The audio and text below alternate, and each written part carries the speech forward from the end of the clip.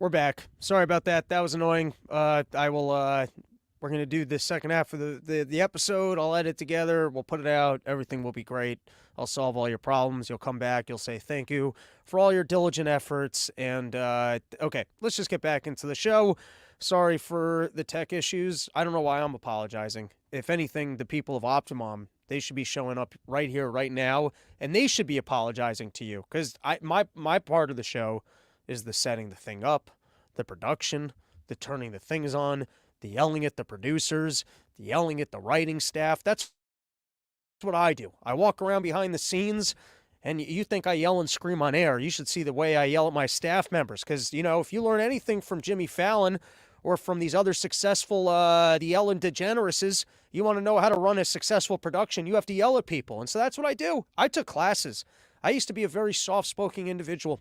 I wasn't good with staff. I wasn't good at yelling at people. I was too forgiving. And that's how you end up with these kind of errors. So I'm just telling you guys, as a manager and boss of the Run Your Mouth Enterprises, I'm doing my part to yell at my staff. That's what I'm doing. I've taken classes. I'm studying. I'm trying to become as good of a boss and a manager as I can possibly be. And it's not in my nature to yell at people. That's not the way I like to operate. But I'm trying to get better at it. I'm working on it. I'm doing my part.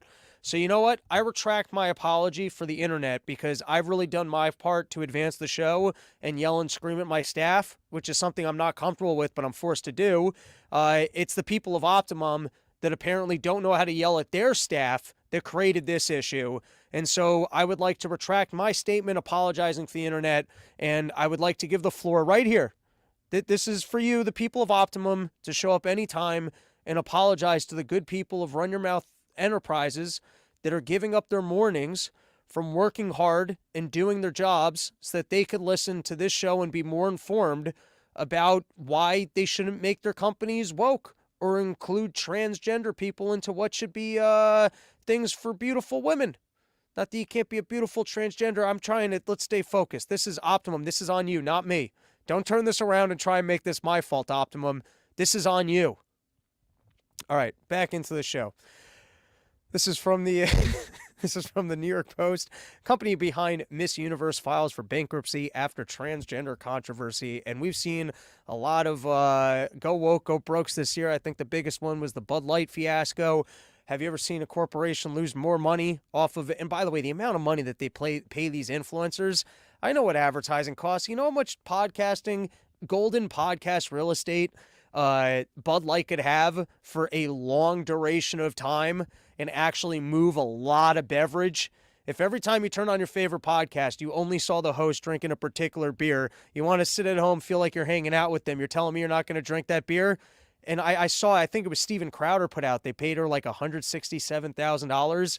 I'm telling you, I work in advertising. You could be on some pretty big podcasts for a nice stretch of time for that amount of money. But for some reason, these corporations, they don't want money. They don't want profits. They don't want customers. They don't want any of that. They hate you. And so what they want to do is spend their hard-earned dollars pretending like things that you hate are actually profitable. They want to pretend it's the exact play that they did against the Russians in purchasing those the Jackson Pollock paintings. It's the same play. You want to pretend like something's more popular and more esteemed than it is. So you dump a bunch of money into it, and then everyone looks around and goes, oh, look at all the money that's behind this. This must be what's popular. This must be what people's into. It's a form of censorship because these people hate you, and instead of profits, they want to blow all their money on stupid shit to pretend like this is what the world likes, and then dumb people buy into it and think, oh, if I go on TikTok and I transgender myself, maybe I can get all sorts of money from corporations as well. But anyways, we've seen it. These people, they try as hard as they can to shove this shit down our throats and pretend like it's popular and it's not, and they keep losing their money because they keep trying to pull this scheme on us. And so here you have it from the New York Post. Company behind Miss Universe files for bankruptcy after transgender controversy. And I'm realizing we're just at the beginning of the go woke, go broke. What do you think's going to happen when they shut down all these trans clinics and you get these people walking around, I got to fix my vagina! Can someone tape back on my labia? It's falling off! I'm just saying this by way of warning to all you people out there. Just wait till it's like You're walking around with your Blockbuster rental card, and you're like, no, but I still have a gift card to Blockbuster here, except that it's you trying to, get your vagina canal reopened, except it went out of fashion. All right, next up, what do we got? Cameron pledges UK support for Ukraine. This is juicy. This is juicy. So you got this guy, Cameron. I don't know that much about UK politics, but I'm pretty sure when Brexit came around, he realized, shit, I'm failing the globalists, and he left. He's like, I'm here for a globalist agenda, and if my country's going to go independent, I have to pretend like I'm outraged and leave. But now he sees an opportunity to step back into the fight, rework, and I thought the Ukraine thing was over. I honestly, well, I wasn't completely sure, but it looked like perhaps it had become so unpopular, they couldn't sell it to the U.S. people. They got an election coming up. They realized we can't send any more money over there. They realized we're already failing all of our audits. Our Pentagon, the books have been too cooked. They're fried. They're roasted. We can't cook the books anymore. We can't even pretend like we're forecasting out that we're not going to have to spend this money for 10 years. It's over. And so they finally turn around, and after years of telling us that they're winning the fight, they go, we were working with the best intelligence of the time. The tides have turned. Our war efforts are no longer being successful. We washed all the money that we needed to wash. We blew up all the pipelines that we needed to blow up. We blamed random individuals, and it's time to move on. Except now it looks like the UK's stepping in and going, listen, we understand that the US has an election, but we'll give you all the money you need. I don't know what's going on behind the books, but behind the scenes, but it looks like the deep state war kooks are trying to keep this Ukraine thing going. Maybe they haven't completely turned their backs. Here, this is from the Week magazine. Cameron pledges UK support for Ukraine.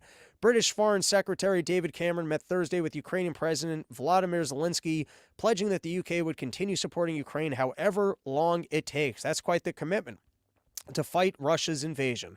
I admire the strength and determination of the Ukrainian people, Cameron told Zelensky. The former British Prime Minister, and by the way, when he says, I admire the strength and determination of the Ukrainian people, what he really means is, I like this dictator who's forcing his people to continue to fight and die, despite the fact that it doesn't look like he can possibly win. But we're willing to throw a little bit more money if you're willing to throw a little bit more death at this situation instead of de-escalating and giving up. I'm now putting words into David Cameron's mouth. That's not actually what he was saying there. But continuing, I admire the strength and determination of the Ukrainian people, Cameron told Zelensky. The former British Prime Minister visited Kiev on his first overseas trip since Prime Minister Rishi Sunak unexpectedly asked him to return to politics in a cabinet reshuffle this week. Zelensky said in a Telegram post that he and Cameron had a good meeting and expressed gratitude for Britain's military support, which had totaled $5.7 billion as of last month, second only to the U.S. And here in the U.S., we also have, I saw McConnell tested in Ukraine aid fight. So this is a quote from the Wall Street Journal. This rises above your typical domestic political dispute, said McConnell in defending his stance on Ukraine and its second year of fighting invading Russian forces. I think that the country's future and the Western world's future depends upon winning this, he said in a recent interview. So if you thought the Ukraine thing was over, they're doing a last-ditch Hail Mary to see if they can drum up some more funds and keep Ukraine into the fight. Now, this was the other big news of this past week that I haven't read the letter. I've only seen coverage of the letter.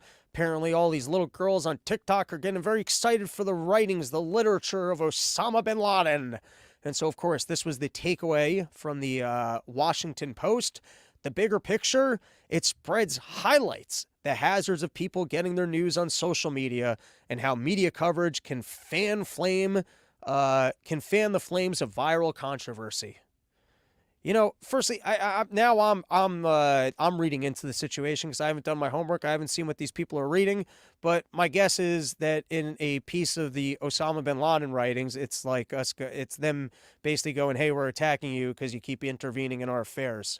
I'm just assuming that that's probably people actually getting an education in foreign policy and realizing that they prefer a non-interventionist stance, and so they're going, "Look, You can even see that this guy that they were saying hates us just because we're free didn't hate us just because we're free. It's because we tried to take our freedom to run up big deficits that we could go bomb other countries and impose our will on them.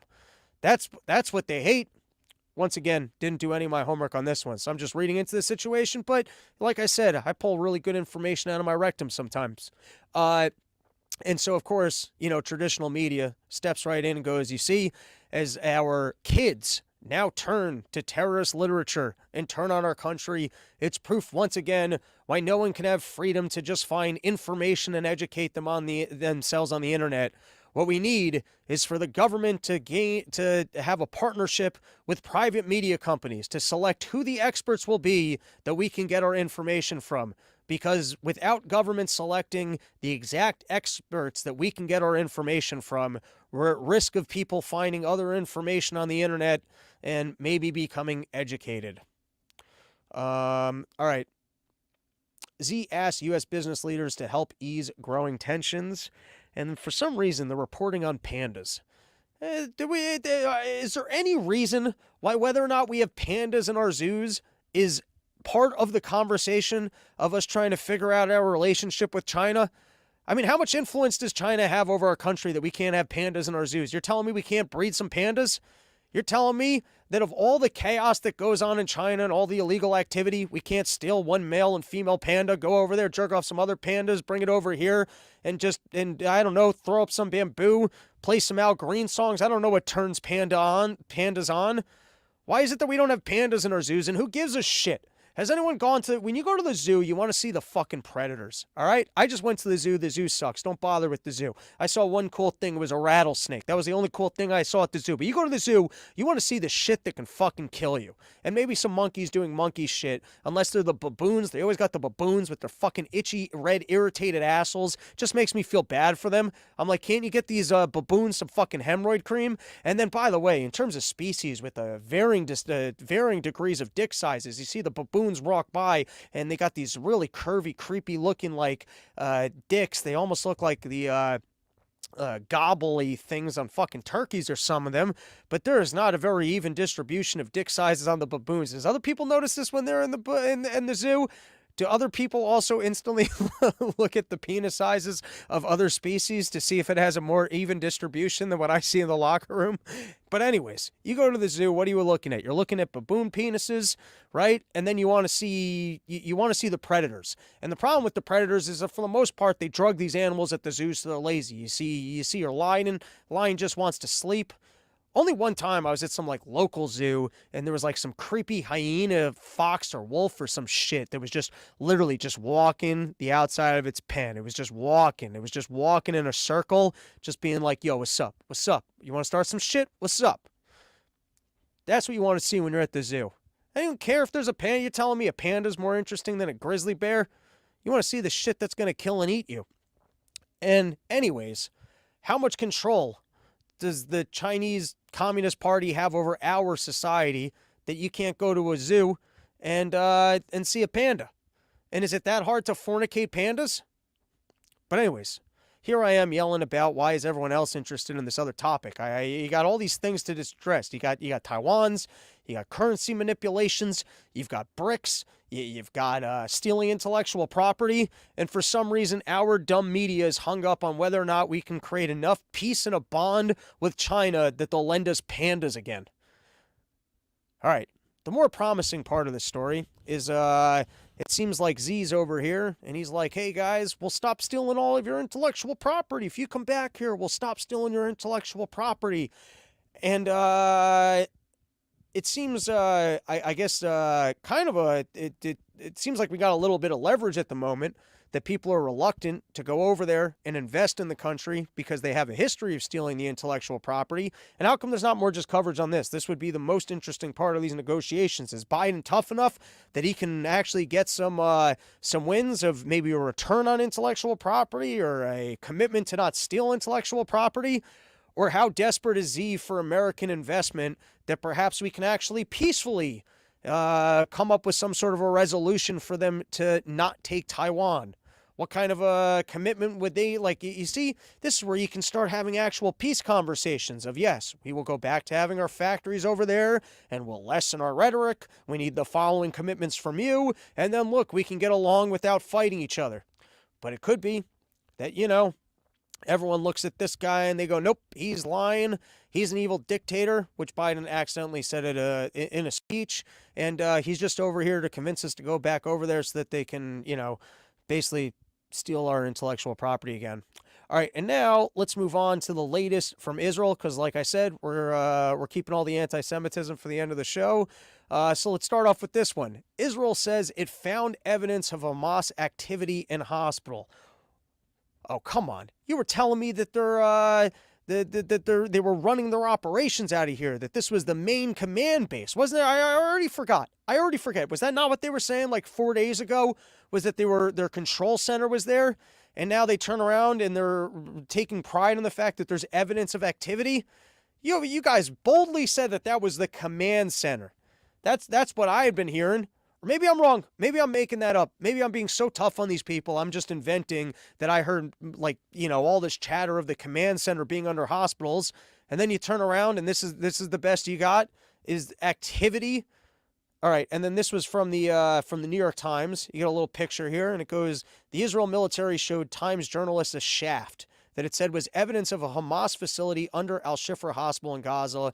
Electrical wiring and a staircase were visible inside. Why not go down it?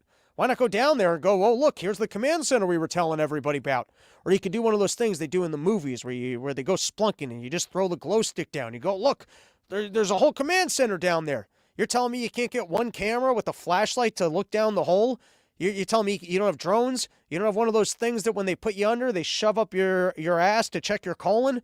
You don't have one of those little tube lights they use in the movies when the SWAT team and they look in the vent and it goes around the corner and then they see what's in there? Hey, look, this is like Lost. Remember in Lost, they got 3 full seasons out of a shaft? They kept going, who's in the shaft? What was in the shaft? That was the best that show was. And then you found out, well, there's a guy in the shaft, and then he's plugging numbers, and then it's 4 seasons later, and you realize this show didn't have a plot. But for a little while, they teased that shaft. They made a whole 3 seasons out of having a shaft. And so I guess that's why, there's a command center. We can't go down there. I mean, we're here to uproot them.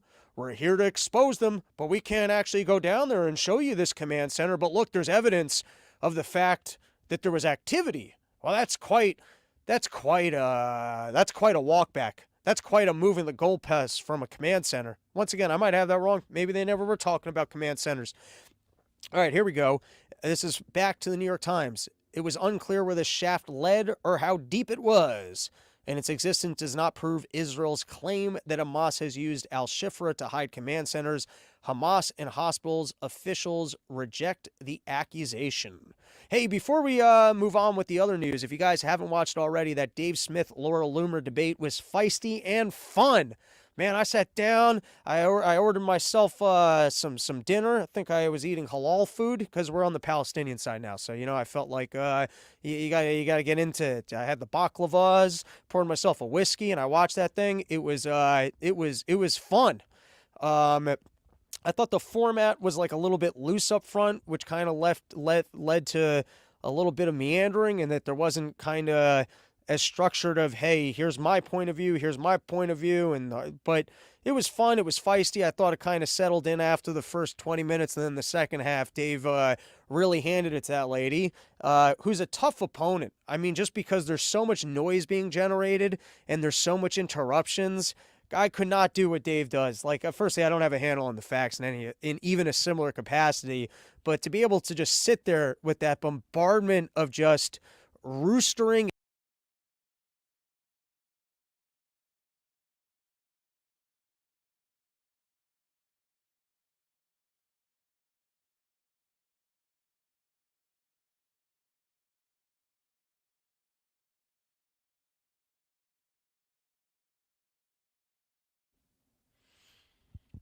All right, so I think the 2 bombshell moments, if you guys haven't watched it, and you should go watch it, the cleanest bombshell was obviously the, hey, if people have responsibilities for their governments, should terrorists be allowed to kill us? on account of drone strikes or other things that our world leaders have done to them. I think that that was probably the biggest bombshell of the whole thing, and one of like the clearest moments of, wow, you just got your ass handed to you. The other one, which was as big of a win to me, but I don't know, it was like a little maybe more intellectual, or maybe I'm overstating it, but I thought Dave's point of if you're saying that all of Islam is terrorist or Jew haters, or the entire problem is actually not a Gaza problem, but it's an Islam problem, then how do you justify your support for Donald Trump, who works with Saudi Arabia? Or how do you justify anyone in government working with Saudi Arabia? Because isn't that a violation of what you're saying is the gigantic threat to us? As an extension of that, which is something that I guess I would like to know, of the people who have the opinion that it's, firstly, I guess you got the issue of like, so then why, because even heard there was like an inconsistency of that there's some good people in Palestine, but anyone who actually abides by the Islamic faith is by definition a Jew hater, because that's a tenet of the faith. And if you don't actually observe all the tenets of that faith, you're actually not practicing real Islam. It was a confusing line of reasoning, and one that she didn't seem to apply consistently.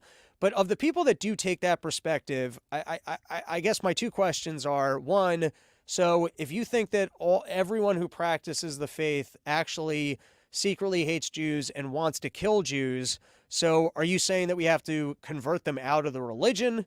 Are you saying that we need to abolish that religion? Are you saying we should genocide these individuals? Are you saying every single one of them is inherently our enemy if they practice that? Like, what exactly is the practical walkaway of that approach, for one? And for two is, there's like 2 billion of the Muslims. It just seems like, maybe it's my ignorance. And so you're more informed than I am. And you take the approach that all of these people are Jewish mass murderers. They would like to kill all the Jews if they had the opportunity, and they will just wait till they have enough power to kill all the Jews. And so I guess you're not doing a good enough job of educating everybody about why we need to, I guess, go to war with the 2 billion Muslims that exist now, and not allowing them to have more. I guess you're just not doing a good enough job of educating everybody it's like a global warming type threat. It's an existential threat unless we address it immediately.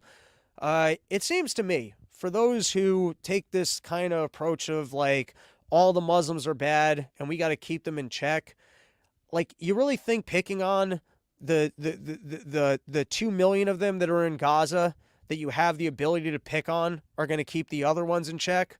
Or is you taking the approach of might is right and creating a precedent of, if we have the ability to pick on these people, we will?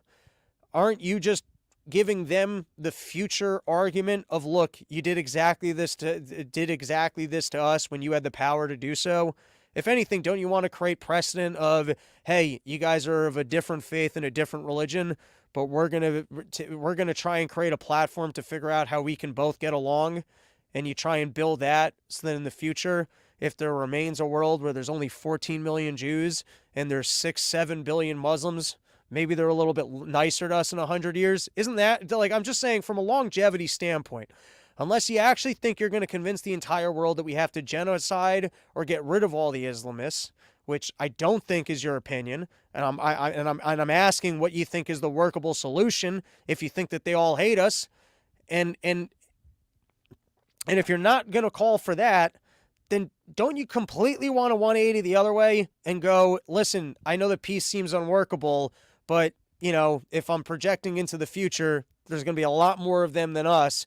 So while I have this little slice of power over them, I better go the other way and figure out how to set precedent for kindness. And maybe that's some dumb hippie bullshit, but, it was... to be more specific, because all those hippie bullshit thoughts were what just came out of my mouth now as I'm spewing live, I was really wondering, and I would have asked, like, so are you saying that we need to kill every Islam in every country, that this isn't just a Gaza issue, and that this is an Islam issue, and this has nothing to do with land or anything else? that this is just entirely a clashing of religions? Like, are you saying every single person that is and by the way, the idea that she was also saying, which made no sense to me, that in these countries, if you don't hold their core faiths, like they're all in agreement. It's like, I don't know, aren't there different groups of Muslims that are always kind of battling each other and killing each other? And you're saying that they're all in agreement on something? That seemed off. But go watch the debate. It was a really fun watch. And there were some great points made, and I felt like Dave did an excellent job, so it's worth watching. All right. I was also thinking about this from all the Gaza stuff. Is I guess early on, we were hearing that Israel can't possibly go into Gaza because it has such a robust tunnel system. It's impossible to tell who the enemy is. The enemy pops up from nowhere. You get swarmed. It's like a beehive. Every time you go into an area, they can just come out from nowhere. They can shoot at you. There's no possible pathway to victory here. I'm just curious because I haven't seen any comments post in a while. I see a bunch of people watching live. So if you're listening, just give me a comment just so I can make sure that I'm not just talking to myself again, or that I think I'm recording locally, so we should be all set no matter what. All right, so there was talk even amongst people who I seem to follow and are counter narrative type people. But there was all that chatter that, Israel can't possibly just go in there. And that was, I guess, partly the justification for even by the Israelis for bombing buildings was the necessity to do so. And maybe they've only been able to, I guess, now have their ground assault because of the buildings that they took out. But I did just kind of, this registered in my brain. It was just something I was thinking about, so I'll share with you guys. So from what I've seen, and this is an overlay from Newsweek, Gaza's footprint is overlaid onto New York. It covers an area roughly the size of Manhattan, the Bronx, and Hoboken combined, right? So just to give you like a visual, because everyone says that Gaza's tiny and very dense. I've biked in New York City. I've biked from the top of Manhattan, like to pretty deep into, I guess that doesn't include Brooklyn. That's the size of Manhattan, Bronx, and Hoboken. And in my head, I just equated that to also Queens and New Jersey. But I don't think I've ever quite biked the Bronx to New York City. But if it's denser than New York City, you're talking about a lot of blocks with a lot of buildings. And so when I saw that they made it all the way to the Al-Shifra Hospital, I was curious, the equivalent of how many blocks are we now looking at? Like how far in have you guys gotten into this? Because then it sounds like the idea that you'd get completely swarmed and you couldn't have true presence there whatsoever is starting not to add up. Now, maybe you did a good enough job of bombing so many buildings that you cleared out, I guess, hundreds of thousands of people, and you made it an easier place to battle on. But it seems to me, based off the map, that I guess they've already gotten 1/3 into Gaza. I'm just going visually. I might be way off on this, but visually that looks like you're about 1/3 of the way in. And like if I'm looking at this from a New York City standpoint, you also went all the way from west to east. So like this is the equivalent of if you came into Washington Heights and you made it down to you made it all the way from 185th on the west side or let's go east side in my brain. You went from 185th on the east side all the way to 86th Street or so on the west side.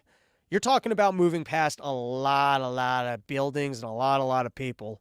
So at that point, it sounds to me like you guys can actually have a ground war without just being absolutely rocked by these tunnels, because you've already done 1/3 of the amount. Now, it could be that as you keep pushing the people south, it becomes progressively more congested. But in terms of hey, we have to bomb buildings and we're not looking to kill civilians and we're not looking to kill their infrastructure. And even from I heard from, I think Colonel McGregor, I saw him on a thing saying that they can't possibly win or fight a ground war. I'm just looking at the map and it seems like they're already 30% in and doing it. Food for thought. I was just looking at this in my brain. Now this is kind of seemingly not great, but after kicking all of the Northerners out of their homes or telling them that they got to move because they're bombing, now they're sending the same notices to the people in the South. It kind of reminds me of that scene in Super Troopers. Like, we can't pull over any further. We're already all the way pulled over. How much further are we going to go? And then I hate just government language. I see government language. Did a whole segment like 2 weeks ago about spin. But the leaflets dropped over parts of the South reportedly said, for your safety, you need to evacuate your places of residence immediately and head to known shelters. Are there known shelters? I mean, this is like such a classic government move where you get to go on the news and go, well, no, we're completely humane. We drop notices telling them to go to known shelters. Let me guess, you have a find a known shelter support line, and then you just get put on hold. What are you talking? We're doing everything in our power to make sure that these people can get to known. Are there known shelters? You've already moved everyone from the north into the south. And now, what, you're telling me you've established known shelters for the people? Hey, guys, no big deal. If you can just leave your home for like a month, and we don't know that you're going to be able to return to it, but you can just go to the known shelter. I don't know of any shelters. You guys know of any shelters? All right, let's call it an episode there. I think we did enough, and now I got all sorts of post-production that we need to do. Haven't seen any comments in a while. I don't even know if the second half went out. Got to edit the first half, but thank you for joining us. We will be back Monday with a brand new episode. I guess it came in at the end, but I met at War Clandestine at the live show out in Chicago. No, it wasn't Chicago. It was D.C. And I think he had agreed to come on. Hopefully we'll get him on next week. And if not, opportunity down the road. He had one of the most interesting accounts on Ukraine war coverage where he was claiming that the war was about biolabs. It wasn't something that I could possibly validate, but it was some of the most interesting coverage. And I met him in person. He had come out to the show, and I said, dude, I totally follow your account. I would love to have you on. And I even looked back on one of his better threads, and at the end of it, I had tweeted him at the time, hey, can you come on Run Your Mouth and discuss it? So hopefully we can make it happen next week. And if not, maybe down the line. And if not, more Run Your Mouth coming at you next week. I'm home again. So we will probably do Monday, Wednesday, and Friday. I like the 3-day-a-week schedule until more money comes in. And then maybe we'll go to 5 days a week. Maybe even 6 days, 12 days a week, 14 episodes, 16 in the morning and 8 in the afternoons. All right, we're done with the episode. Thank you for hanging out. PremierPharma.com. If you guys got those independent pharmacies or you got a hospital, you got a doctor's office, you want to get your generic drugs to your patients for cheaper, you go to PremierPharma.com. You go have a conversation with them. They can make it happen. Kratom.com, Delta.com, buy tickets, RobbieTheFire.com. Episode's over. I am talking for no reason.